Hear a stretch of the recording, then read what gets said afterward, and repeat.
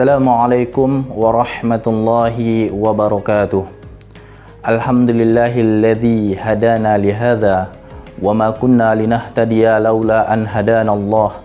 Asyhadu an la ilaha illallah wahdahu la syarikalah wa asyhadu anna sayyiduna Muhammadan abduhu wa rasuluhu la nabiyya wa la rasula ba'da.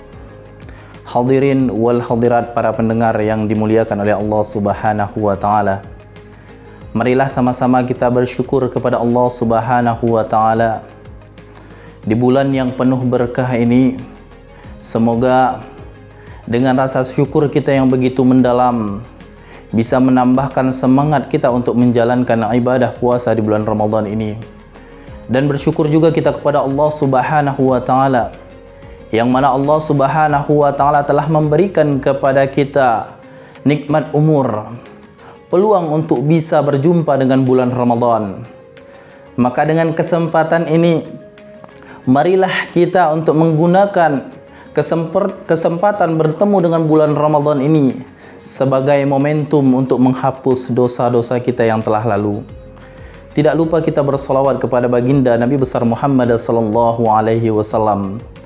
Mudah-mudahan dengan kita senantiasa mengikuti sunnah-sunnahnya, dengan kita menjadikan beliau sebagai pedoman di dalam hidup kita, kita berharap kelak kita bisa dipertemukan kembali bersama baginda Rasulullah di tempat terbaik di sisi Allah Subhanahu wa taala.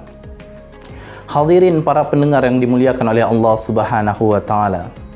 Pada kesempatan yang berbahagia ini, saya ingin menyampaikan pesan kepada kita semua tentang karakter dari orang yang bertakwa, yaitu orang yang menginfakkan hartanya di jalan Allah Subhanahu wa taala. Allah Subhanahu wa taala berfirman di dalam surah Alif Imran ayat 134 yang berbunyi, A'udzu billahi minasyaitonir rajim. Bismillahirrahmanirrahim. Alladzina yunfiquna amwalahum fis sarra'i wad dharra. Yang artinya orang-orang yang menginfakkan hartanya di jalan Allah Subhanahu wa taala fis-sarra, di waktu mereka lapang, iwad dharra, dan begitu pula di waktu mereka sempit. Dalam ayat ini menjelaskan kepada kita bahwa anjuran untuk menginfakkan harta di jalan Allah Subhanahu wa taala bukan ketika kita kaya, bukan ketika kita miskin. Akan tetapi di saat kondisi kita, Allah masih memberikan kita umur hidup di permukaan bumi ini, maka ada anjuran bagi kita untuk menginfakkan harta kita di jalan Allah Subhanahu wa taala. Karena apa, saudara-saudaraku? Sungguh yang harta yang Allah berikan kepada kita itu adalah titipan. Yang namanya titipan pasti akan diambil kembali oleh pemiliknya. Maka sebelum Allah mengambil kembali apa yang Allah titipkan kepada kita, maka kita keluarkanlah di jalan Allah Subhanahu wa taala. Di dalam ayat lain Allah Subhanahu wa taala berfirman dalam surah Alif Imran ayat 94 yang berbunyi, A'udzu billahi minasyaitonir rajim. Lan tanalul birra hatta tunfiqu mimma tuhibbun. Kalian tidak akan pernah sama sekali mendapatkan suatu kebaikan hatta tunfiqu mimma tuhibbun, sampai kalian menginfakkan harta kalian, yakni harta-harta yang paling kalian cintai. Dari ayat ini Allah menjelaskan kepada kita bahwa ketika kita menginfakkan harta kita di jalan Allah Subhanahu wa taala, maka ambillah harta yang halal, harta yang baik, harta yang kita cintai. Karena banyak dari saudara-saudara kita juga terkadang ketika dalam momen menginfakkan harta, mereka pilih harta yang buruk. Mereka pilih harta yang memang tidak dipakai lagi, mereka sedekahkan untuk jalan Allah Subhanahu wa taala. Kita contohkan saja satu kasus.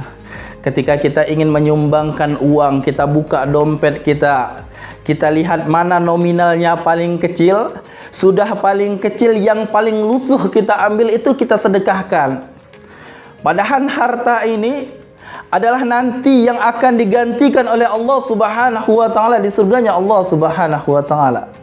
Kalau selama di dunia kita memberikan harta yang buruk, kita berharap sementara nanti ketika kita sudah meninggal dunia, di surga Allah kita berharap mendapatkan istana yang begitu mewah. Dari mana jalannya? Begitu juga ketika kita memberikan pakaian kepada saudara kita, maka pakaian yang layak, pakaian yang masih bagus. Jangan pakaian yang sudah lusuh, pakaian yang sudah tidak pernah dipakai, itu yang kita berikan kepada saudara kita. Karena nanti pakaian ini juga akan Allah ganti. Ada satu kisah ketika Rasulullah SAW menyampaikan firman Allah ini. Ada salah seorang sahabat yang bernama Abu Talhah. Ketika mendengar ayat ini, beliau datang berjumpa dengan baginda Rasulullah SAW. Wahai Rasulullah, saya ingin menginfakkan harta saya untuk kepentingan agama Allah Subhanahu wa taala. Abu Talhah ini adalah seorang sahabat yang memiliki banyak harta. Dia memiliki banyak kebun korma. Di antara salah satu kebun korma yang beliau cintai ini adalah kebun korma Bayruha. Kebun korma ini letaknya berhadapan dengan Masjid An-Nabawi, yang mana kebun korma ini sering sekali dikunjungi oleh baginda Rasulullah SAW, baik untuk berteduh maupun untuk mengambil air yang segar.